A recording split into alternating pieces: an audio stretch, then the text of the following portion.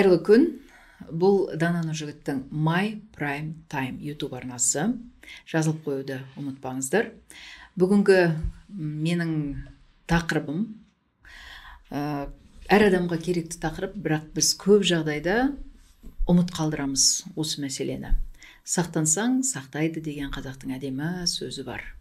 Бірақ көп жағдайда біз басымызға түскен іс тура мына мұрнымыздың ұшына көрінген кезде қап деп сан соғып отырамыз.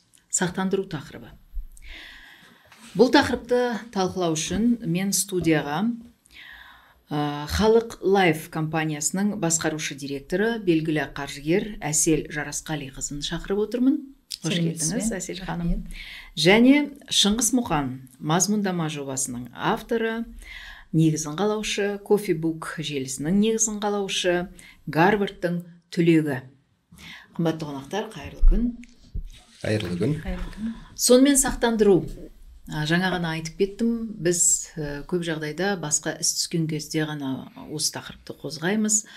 Жаңа ғана студияға кіріп келген кезде толық грантқа, Америкаға оқуға түсіп тұрған балаға билетке ғана жетпей қалған кезде сол оқудан бас тартуға тура келген жағдайда айтып өттіңіз, Әсел ханым.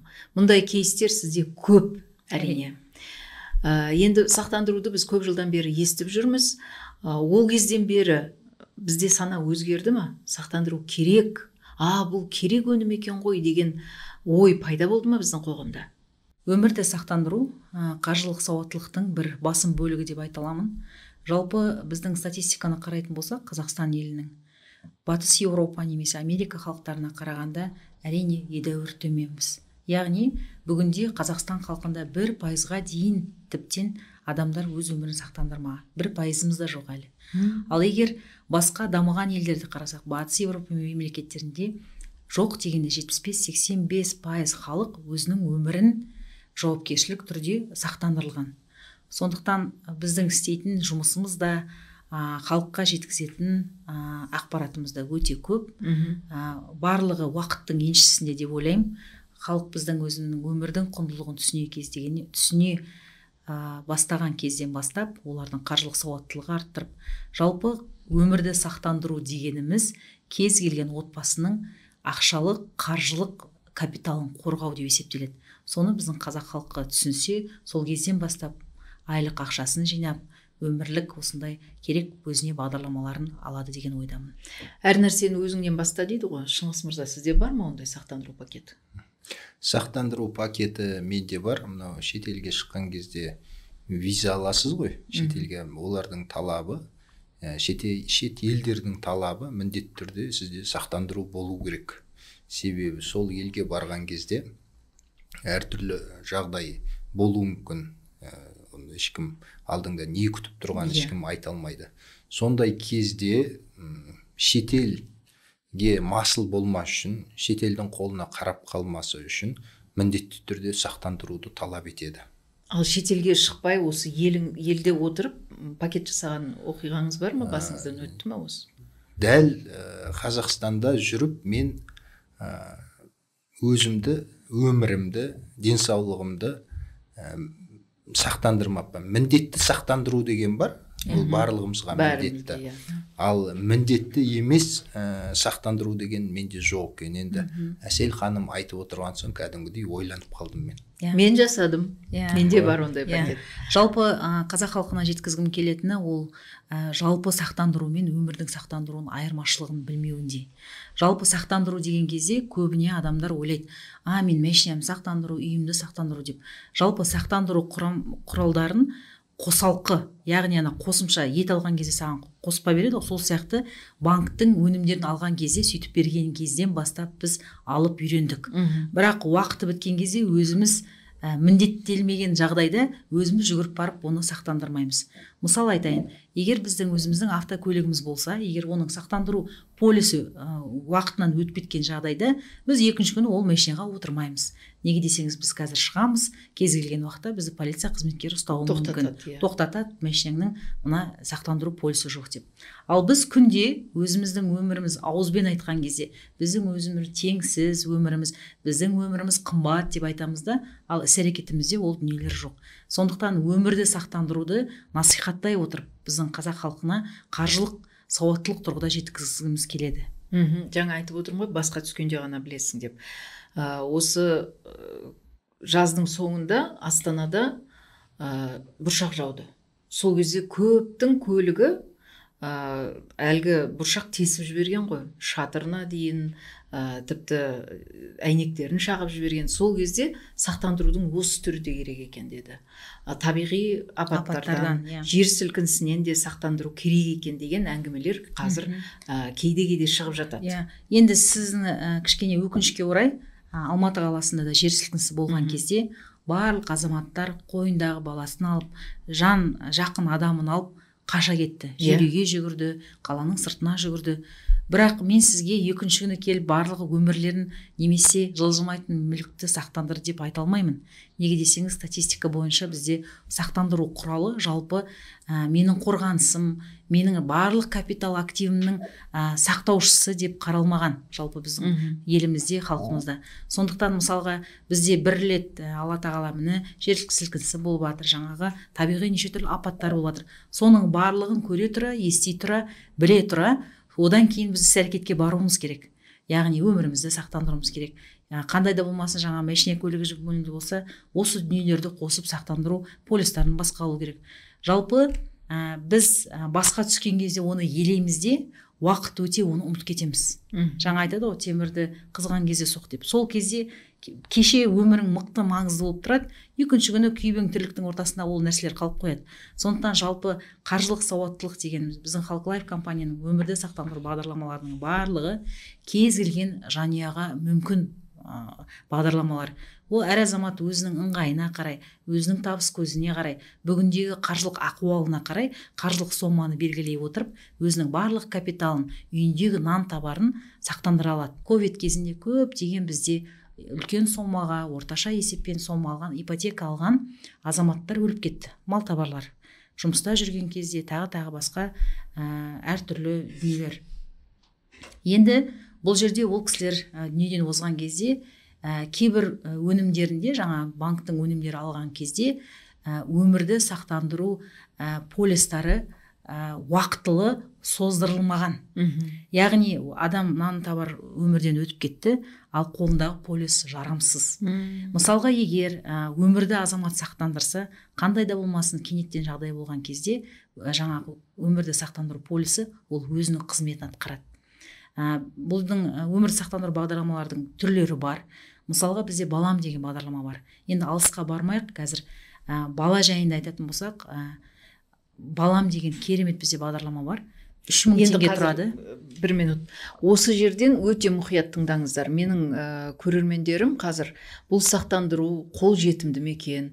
Бұның біз шығаратын қаржысы егер тым үлкен болатын болса, біз оны төлей алмай қалатын болсақ, жылына неше рет төлеу керек, сомасы қанша болу керек деген сұрақтар туындап жатқан шығар қазір. Ал мына баламды тыңдаңызшы, мен өзім өте қатты таңғалдым. Оқу жылы басталғаннан бастап сіз балаңызға сақтандыру полисін аласыз. Бір жылда балаңыз мектепте неше түрлі жағдай болады, жүгіреді, құлайды, бір-бірімен жаңағы төбелескен кезде неше түрлі дене жарақатын алу мүмкін. Осыған байланысты оп-оңай сақтандыру полисі бар. Тыңдаңыздар. Сонымен мына балам деп аталатын сақтандыру бағдарламасын өте мұқият тыңдап алыңыздар. Ата-аналар өте керекті дүние. Мен тіпті мұқият тыңдау үшін көзіме көзілдірік киіп алайыншы. Анық тыңдайтын сияқты. Жалпы балам деген өнім біз үшін өте маңызды. Неге десеңіз, бұл жайдан жай туындалған нәрсе емес. 10 ай бойы бала оқыған кезде көптеген жағдайларға ұшырайды. Бұл балам бағдарламасы тек қана баланы сақтандыруға арналады. Бұл жерде 3000 теңге тұрады сақтандыру полисі. Мысалға біз көптеген ата-аналар, мысалға 1 жылдық бағдарлама болғандықтан көптеген ата-аналар осы жаз айынан бастап балаларды сақтандырды. Енді бізде осы сақтандыру бағдарламасы аясында 3000 теңге төлей отырып, бізде бүгінде 2 сақтандыру төлемі бар. Бір балаға жаңағы аяғы сынғандықтан біз 200 мың теңге төледік, бір балаға бармағының сүйектері сынған кезде 150 мың теңге төледік. Сақтандыру сомасы 1 миллион теңге. 3000 оқу жылы басталған кезде 3000 төлейсіз. Иә. Кез келген уақытта, жалпы 1 жылдық бағдарлама ғой. Сіз кез келген уақытта сатып аласыз 3000 теңгеге. Ол сіз 12 ай бойы сізде жұмыс жасайды сізге.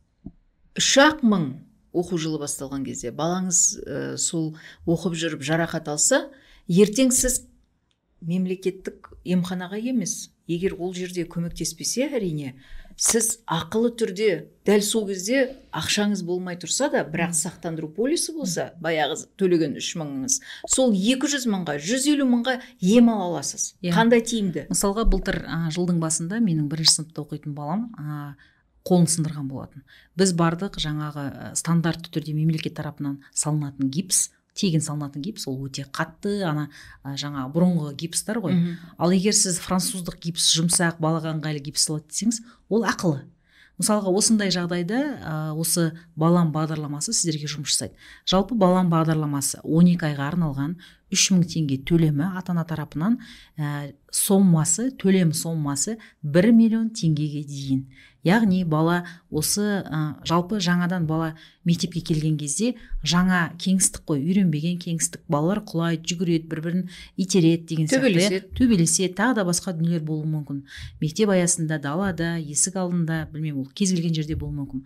Осы баланы қорғау мақсатында балаға қандай да болмасын жағдай туындаған кезде қаржылық көмек беру мақсатында осы сақтандыру полисін кез келген ата-ана баласына қамтамасыз етсе деген бізде жақсы сондай үлкен ниет болды. Әсел ханым, егер ол көп балалы отбасы болса, 10 бала, 8 бала, әрқайсысына әр балаға 3000 теңгеден. Мен өзімнің баламның өмірін сақтандырып қойдым. Былтыр менде ондай ситуация болды. Біз ойлаймыз ғой, жаңағы көбіне бір нәрсе болып жатса, егер ол сізге қатысты болмаса, ол менде болмайтын сияқты болады. Мен былтыр баламның қолынан алып травмпунктқа барған кезде, травмпункт круглосуточно, ана жерде адамды, балаларды скорыймен пачкалап әкеліп жатады. Оны бәріңіз де көріп жатқан шығарсыз. Сондықтан аяқ асты барлығы. Баланы сақтандырып, осы кішкентайынан бастап баланы сақтандырып, ата-ана балаға деген жауапкершілікті түрде осындай бағдарламалар ашса деген ойдамыз. Шыңғыс мырза, мынандайды білуші ме едіңіз, естіп пе едіңіз? 3000 деген қазір ақша емес қой, былай қарап тұрған кезде. Бірақ жалпы адамның өмірін сақтандыру бұл қажеттіліктердің бірі деп ойлаймын. Мәселен, Маслоудың пирамидасын қарасақ, қауіпсіздіктен сақтану қажеттілігі бар. Адамдар, мәселен, үйді не үшін салды? Себебі үй салмаса жаңбыр жауады, қар жауады, ауырып қалуы мүмкін. Оның соңы жақсылықпен аяқталмайды. Сөйтіп үй салып жалды. Адамдар иттерді неге қолға үйретті? Мал бар, аң бар, келетті, жарып кетеді. Иттерді қолға үйретті. Қазіргі заманға қарасақ енді камералар бар барлық жерде. Ондай жаңа ит бағып өзіңді сақтайтындай қажеттілік жоқ. Себебі мемлекет жаңағы қауіпсіздік орындары бар, құқық қорғау органдары бар. Тек бір адамды емес, қоғамды сақтандырады. Осы тұрғыдан келген кезде сақтандырудың қажеттілігін айтар болсақ, жалпы қазақтың сөздерінде бар ғой, сақтансаң сақтаймын деген сөз бар. Сонымен бірге сақтықта қорлық жоқ деген сөздер бар. Осының өзі жалпы сақтандыру жүйесінің бір шетелден ойлап табылып біздің елге келген емес, жалпы қазақтың табиғатында бар дүние сияқты көрінеді. Әрине біз мүліктерді сақтандырамыз. Мүлік, өкінішке қарай, мүліктің барлығында сақтандырып жатқан жоқпыз. Өткенде батыста су тасқыны болғанда көрдік. Мемлекеттің қаржысынан қалталы азаматтар ақша жинап, сақталмаған мүліктердің орнына жаңа үй салып берді. Асарлатып жүр. Әрине қоғамның жауапкершілігі бар. дегенмен әр адамның да жауапкершілігі болуы мүмкін. Мына шетелдерде қарасаңыз, мынау торнадолар тұрып бүкіл қиратып кетіп жатады. Мемлекеттен ешқандай ақша шықпайды. Мемлекеттің ақшасы емес қой, ол біздің салық төлеушілердің ақшасы. Егер сондай сақтандырылатын болса, ол мемлекеттің ақшасы қирағанның орнын түзеу үшін емес, жасампаз жұмыстарға жұмсалатын еді. Міне, бұл енді мүлікке қатысты. Енді құндылық жағынан келетін болсақ, мүлік құнды ма, адамның өмірі құнды ма, денсаулығы құнды ма? Осылай қарайтын болсақ, әрине ең бірінші құндылық бұл адамның өмірі мен денсаулығы. Ол конституцияда бар.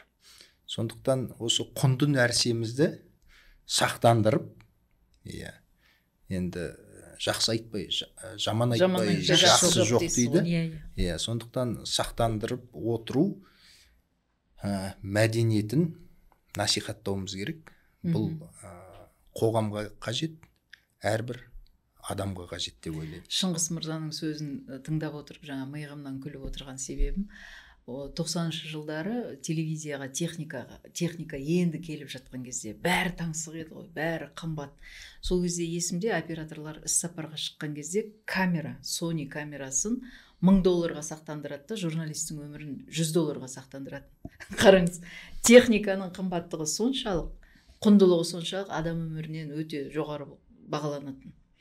Енді тағы да сіздің бағдарламаларға көшетін болсақ, бұл балам деген бағдарламасын жаңа айтып кеттік. Оқу жылының басында 12 айда жұмыс істейтін, 3000 ғана төлейсіз, балаңыз түрлі жарақаттардан сақтандырылады. Мобилді приложениеда өздері кез келген азамат қайдан аламыз дейді ғой. Кез келген азамат біздің Халық Лайф компаниясының мобилді приложениесін өзіне көшіріп алып, қосымшасын көшіріп алып, жүктеп алады, сосын өзі кіріп, үйден отырып алып бере алады. Ал сіздерде телефон бар ма? Сіздермен хабарласуға бола ма? Мысалға цифрлы мәдениеттен кішкене алшақтау адамдар болатын болса. Халық Лайф компаниясының колл-центріне хабарласса болады. Колл-центрдегі 7123. 7123.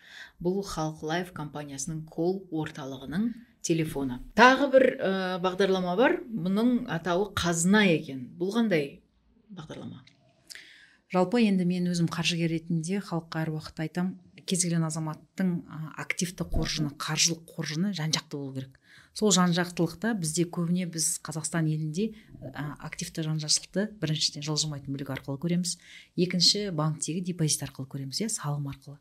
Сол халық қазына өнімі салымға ұқсайды депозитке, бірақ бұл жерде жаңа салым, депозит қосымша сақтандыру құралы комбинация жасалынған, яғни араласқан. Бұл жерде мысалға егер екінші деңгейлі банктерде салымды бүгінгі таңда валюталық депозиттер салымдар 1%-ға дейін болса, Халық Лайф компаниясында халық қазына бағдарламасын ала отырып, сіз өзіңізді ақшаңызды салым ретінде саласыз, қосымша сіздің өміріңіз сол ақша біздің компанияның дербес шотында жатқан уақытта сізді сақтандырылады, және де компания тарапынан инвестициялық 4,2%-ға дейін табыс төленеді жылына. Бұл бүгіндегі нарықтағы ең мықты, ең сұранысқа ие бағдарламалардың бірі. Яғни ол долларлық валюталық, ақш долларлық валюталық өнім. Халық қазына өнімі 2 жылдан аса асылады, минималды уақыт 2 жыл. Пайыздық мөлшері 4,2-ге дейін, валютасы ақш доллары. Бұл өнімді кез келген азамат суперап халық приложениесіне кіріп, өзінің халық қазына өнімін теңгелік конвертация арқылы аша алатын мүмкіндігі бар. Жаңа өмірін сақтандырады дедіңіз. Енді жаман айтпай жақсы жоқ деп жаңа Шыңғыс мырза айтып кетті ғой. Долларды салды адам. 2 жылға емес, 15 жылға салды, 20 жылға салды дейік.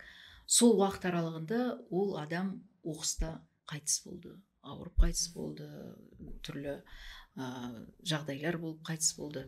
Сонда ол ақша қалай қайтарылады, кімге қайтарылады, қандай сомада, қандай мөлшерде қайтарылады, 15 жылда, 20 жылда ол қандай сома болады? Кез келген азамат өзінің жаңағы ақш доллардағы өзінің өнімін ашады. Бұл жерде қосымша сақтандыру опциялары бар. Яғни сіз өзіңізді кенеттен кейбір жағдайлардан қосымша сақтандыра аласыз, стандартты сақтандырудан басқа. Егер ол жерде жаңағы кез келген уақытта бұл өмірден азамат оқыс жағдайлармен өтетін жағдайда сол сақтандыру опциясы қосылған жағдайда, егер мысалға $100,000 дербес шотқа салынған жағдайда, сол көрсетілген азаматқа жаңағы бұл болашақта егер бұл азамат бұл өмірде болмаған жағдайда, бұл жаңағы салымның немесе бұл халық қазынаның иесі кім екені көрсетіледі. Ол кез келген үшінші азамат болуы мүмкін. Сол азаматқа егер $100,000 салынған жағдайда, $1,000, $2,000 салынған жағдайда 2 еселеніп қайтарылады. $100,000 салса, ол $200,000 $200,000 дейін қайтарылады. Егер ол жерде азамат сақтандырып атқан кезде өзінің барлық опцияларын, сақтандыру опцияларын қамтамасыз еткен жағдайда. Опцияларын деген түсіндіріп кетсеңіз. Ол опциялар дегеніміз өзіміздің, мысалға, мен өзімнің кенеттік жағдайдан қайтыс болып кеткеннен өзім сақтандырам, ауру сырқаттан қайтыс болып кеткен сақтандырам деген өзінің сақтандыру опциялары дейді, сақтандыру түрлерін. Мен анадан сақтандырам өзімді, мынадан сақтандырам деген өзінің сақтандыру опцияларын таңдай отырып, өзінің өмірін максималды сақтандыру мүмкіндігін ала алады. Яғни сақтандыру полисін толтырып жатқан кезде де сіз өзіңіз таңдайсыз. саналы түрде таңдау керек. Өзі таңдайды. Қандай жағдайда? Әр азамат өзі өнімді таңдаған кезде, шартты толтырып жатқан кезде өзі қосымша керек опцияларын таңдайды. Мынандай нәрсе келді мен ойыма. Мысалға, ауырып кетті дейік. Ол жерде диагнозын жазып кету керек па? Мен қант диабетінен кетсем, егер онкологиядан кетсем, жалпы бағдарламасының артықшылықтары бұл біріншіден жаңа девальвациядан, құнсызданудан сақтау мүмкіндігі қамтамасыз етілген, және де бүгіндегі нарықта, жалпы нарықта 4,2 жылдық пайыз өте жақсы табыс валюталық тұрғыда. Үшіншісі, ең үлкен заңды түрде артықшылықтардың бірі, бұл жерде кез келген азамат дүниеден өтіп кеткен кезде біз жаңағы мұрагерлікті 6 ай күтеміз. Бұл бағдарламада 6 ай күтілмейді. Заң бойынша 6 ай күтеміз. Мұрагерлікте бұл біздер олай күтпейміз. Біз адам қайтыс болып кеткеннен кейін 10-14 күннің ішінде бізге хабарласқан кезде ол ақша толыққанды қайтарылады. Жаңа полиста көрсетілген адамға қайтарылады. Өйткені мұрагерлер мұқтаж болып қалуы. Мұрагерлер 6 ай өткенше мұқтаж болып қалады. Ол азаматтың басқа да бір шығыстары бар, бауырларының, бала-шағасының шығыстары бар. Бұл бірінші үлкен артықшылық. Екінші үлкен артықшылық, бұл заң бойынша кез келген үшінші адамның сізге арест қоюына, яғни екінші деңгейлі банктың жаңа сот үкімінің шешімдерімен арест қоюға болмайды бұл шотқа. Яғни, егер кез келген азаматтың басында қиындық жағдайлар туындаған кезде барлық банктегі, екінші деңгейлі банктегі дербес шоттары арестқа түсуі мүмкін, немесе қандай да болмасын сот үкімімен бұның дербес шотына кез келген азаматтың арест салу мүмкіндігі қамтамасыз етілген заңды тұрғыда. Бұл жерде бұл сақтандыру өнімі болғандықтан бұл шотқа арест қойылмайды. Неге десеңіз, бұл сақтандыру өнімі есіле сатылады саналғандықтан. Және де одан кейінгі үшінші заңдамалы түрдегі мықты артықшылығының бірі, бұл екі азамат бұл өмірде жараспай ажырасқан жағдайда кімнің атында ашылды бұл бағдарлама, сол кісінің атында қалады. Яғни заң бойынша бұл өнім бөлінуге жатпайды. Яғни тіпті сотқа барып біз мүлік бөлісіп жатырмыз десек, бұл шотқа ешкімнің қолы түспейді. Ешкімнің құқығы жоқ. Тек бұл кім полисте көрсетілген, жаңа выгодоприобретілген табыс алушы жаңа. Сол кісі ғана бұл шотты иелене алады. Жаңа сіз опция деп қалған кезде бәрін нақты жазу керек дедіңіз. Мұрагердің есімінде, я мүмкін мұрагерлердің де есімінде нақты жазып кету керек па? Бұл жерде сол өзі кімге егер жаңаға сақтандырушы азаматпен қандай да болмасын жағдай туындаған кезде, немесе бұл өмірден өтіп кеткен жағдайда кім полиста көрсетілді, сол кісілерге тең-бетең бұл ақша қайтарылады. Яғни бір азамат көрсетілсе, бір азаматқа, екі азамат пайыздық мөлшермен көрсетілсе, екі азаматқа қайтарылады. Жаңа сіз мүмкін ажырасып кетіп жатса деп қалдыңыз. Мүмкін ол бір дархан жүректі ер азамат шығар. Ажырассам да әйеліме кетсін осы ақша деп, оның да есімінде жазып кетуі мүмкін. Ондай да бізде кейстер бар.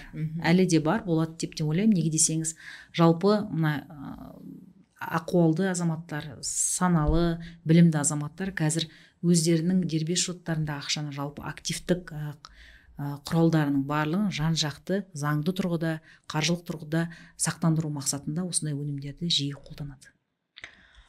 Сұрағыңыз бар ма, Шыңғыс мырза? Маған шын айтқанда мына шетелдік бір детективтер есіме түсіп жатыр. Сақтандырудағы ақшаны алу үшін адам өлтіруге дейін баратын. Иә, небір кинолар бар ғой. Иә. Оның барлығы негізінде жалпы өмірлік практикаға сәйкес дүниелер. Енді сұрағым жоқ, енді мына ақпараттың бәрін қорытып алу үшін менде халық супер қосымшасы бар. Инвестиция жасауға болады, ол жерден депозит ашуға болады, счеттарыңызды басқаруға болады. Мен осыдан кейін сақтандыруды ойланып қалдым дейсіз ғой. Сақтандыру керек. Керектіне. Тағы бір бағдарлама, бұның атауы да әдемі бәйтерек. Бұл кім үшін? Бұл қандай бағдарлама? Біздерде жалпы жаңа көптеген бағдарламалар деп айтып отырмыз ғой. Бұл жерде өзіңнің өміріңді сақтандыра отырып, кез келген бағдарламаны таңдап, өз ақшаңды жинақтау мүмкіндігі қамтамасыз етілген. Яғни мен 3 баланың анасы өзімнің өмірімді сақтай отырып, менің баламның болашағына, өзімнің қамсыз кәрілігіме, немесе кез келген уақытта зейнетке шыққан кезде өзімнің өмірімнің сапасын жоғалтпау мақсатында өзіме ай сайынға жинақтаушы деп сондықтан аталады. Ай сайын немесе 3 айда бір, 6 айда бір, жылына бір жинап отырып, өзіме бір капитал жинау мүмкіндігі. Кез келген азамат, Қазақстан елінің азаматы өзіне бағдарлама таңдай отырып, өзі қандай да болмасын сомасын шешіп, бұл 50 мың теңге бола ма, 20 мың теңге бола ма, өзінің өмірлік мақсаттарына байланысты ақша жинай отырып, өзінің өмірін сақтандыра алады. Бұл жерде мен сіздерге айтып кеткім келгені, жалпы бұл өмірді сақтандыру өнімі неліктен өте қажет. Мысалға сіз өзіңіздің өміріңізді 1 миллион, 2 миллион, 5 миллионға сақтандыра отырып, бүгін шешім қабылдап, сақтандыру полисін бүгін сіз сатып алған жағдайда, бүгінгі сіздің бірінші 20 мың теңге, 50 мың теңге бірінші сомаңызды төлеміңізде. Сол күннен бастап сіздің өміріңіз сол сомаңызға қатысты сақтандыру сізде сомасы қалыптасқан. Сіз бірінші күннен бастап сол шартта көрсетілген максималды сомаға сақтандырылғансыз. Ол өте маңызды. Яғни мен сіздерге бір нақты кейс айтып берейін. Бізде оңтүстік өңірінде болған кейс. Жалғызбасты ата-ана, балалары әлі шикі, біреу 2 жаста, біреу 4 жаста, 1 жыл бұрын өзінің жолдасы қайтыс болып кеткен. Осы биыл сәуір айында болған жағдай. Өзі жалғызбасты ана, кішкентай 2 баламен жұмыс жасамаған, бір күнде барып келіп бір ақша тауып жүрген азамат. Сөйтіп осы сақтандыру бағдарламасын біреудің аузынан естіп, біздің сақтандыру агенттері бар, Қазақстан бойынша 3000 азамат. Сол бір презентацияда естіген болуы керек. Сөйтіп өзі аяғымен филиалға келіп, біздің Қазақстан бойынша 23 филиалымыз бар. Қосымшаға жүгінбей келіп, тағы да бір программаны түсініп алып, бағдарламаны түсіндіріп алып, келіп сол күні сақтандыру полисін ашып, бірінші 10 мың теңгесін төлеп кетіпті. 10 мың теңге. 10 мың теңгесін төлеп кеткен, сақтандыру сомасы 1,5 миллион теңге. Сөйтіп 2 аптадан кейін әйел азамат инфаркт болып, бұл өмірден өтті. Жаңағы ақшаны тастап кеткен азамат, бұл әйел азаматтың өмірі 1,5 миллион теңгеге сақтандырылған. Сіз бұл 1,5 миллион теңгені алу мүмкіндігі бар деп біз сол әйел азаматқа хабарластық. Сөйтіп жаңағы бізде заңды түрде балалар, енді әкесі шешесі қалған балалар ғой, заңды түрде опекун дейді ғой, соны таңдап болғанға дейін біз өзіміз құжаттарымызды реттеп қойдық. Опекун ретінде жаңа енесі тағайындалды. Сол енесі тағайындалған күні біз енесінің дербес шотына 1,5 миллион теңгені аудардық. Ол енесі де өз зейнеткер, үлкен кісі екен, 2 кішкентай шекі баламен 1,5 миллион теңге оның үлкен ақша. Ол кісі өзі сенбеді. Біз ол кісіге хабарласқан кезде, ол шынымен ба қалай деп, телефон біреу звондаса қорқатын заман болды ғой. Біз айттық, осындай сіздің келініңіз өзін сақтандырған деп. Ақша дербес шотына толыққанда түскенге дейін ол кісі бізге сенімсіздік танытып қарап отырды. Одан кейін бізге қайта хабарласып, рахметін айтып, осындай да дүниелер бар екен ғой деп. Сонда мен айтқым келгені, бізде қазір Қазақстан елінде жалғызбасты әке, жалғызбасты ана қаншама. Солар өзінің өмірін сақтандырып қойса, артынан қалған балаларының 6 айға дейін және де бір белгілі уақытқа дейін қаржылық мүмкіндігін қамтамасыз ету. Жылап қалған кезде қаржылық жаңағы тауқыметте болмауын қамтамасыз ет. Сақтандыру өнімін сол сен бірінші сомаңды төледің ба, сенің сақтандыру максималды сомаң сізге жұмыс жасайды. Соны біз қазақ халқына жеткізуіміз керек. Мына өмірді сақтандыру деген өте басқа, мағыналы, саналы, сапалы, азаматты жауапкершілікке шақыратын өнім деп айтсам артық емес. Дұрыс айтасыз. Мен жаңа өзіңіз айтып қалдыңыз, жалғыз басты аналар, әкелер көп деп. Мен сол жалғыз басты ананың бірімін. Баламды өзім жалғыз өсіріп жатырмын. Қазір 13-ке келді ұлым. Менде ондай сақтандыру полисі бар. Өмірімді сақтандырғам. Құдай енді бетін аулақ қылсын. Бірақ дегенмен жаңағыдай пакет керек қой деп мен жылына 1 рет салатын пакет менде бар.